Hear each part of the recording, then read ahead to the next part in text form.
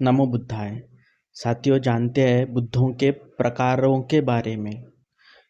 पाली साहित्य में बुद्धों के कुल 3 प्रकार बताए हैं, जिसमें से सबसे पहले आते हैं सम्यक संबुद्ध।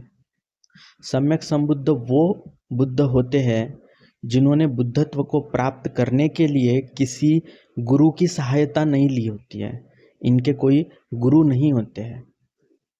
ये स्वयं के बलबूते पर बुद्धत्व को प्राप्त करते हैं।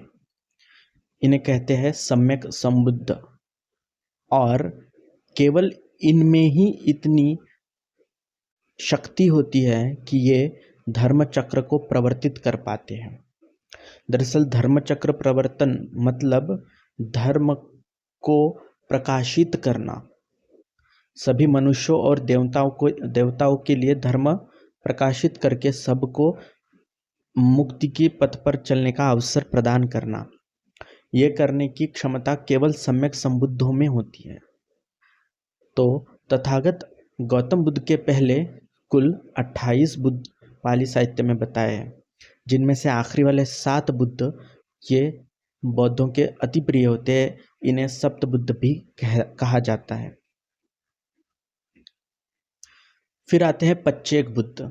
पच्चेक बुद्ध वे होते हैं जिन्होंने भी स्वयं की बलबूते पर ही बुद्धत्व को प्राप्त कर लेते हैं। इनके भी कोई गुरु नहीं होते हैं, लेकिन इनकी जीवन काल में मनुष्यों में इतनी प्रज्ञा नहीं होती है, या कह ले कि इनकी उतनी पारमिता पुष्ट नहीं होती है कि ये धर्म को समझ पाए।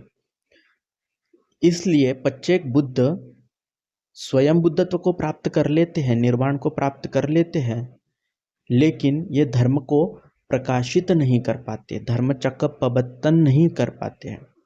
ये होते हैं पच्चेक बुद्ध। और फिर आते हैं श्रावक बुद्ध।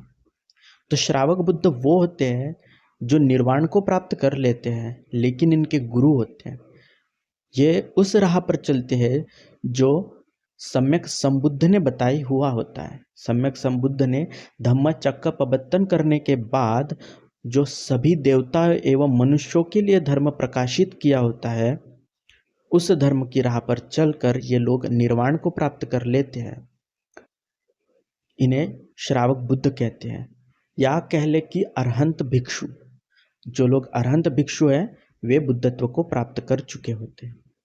इस तरह के 3 बुद्धों के बारे में पाली साहित्य में बताया गया है। भवतु सब्बमंगलम्।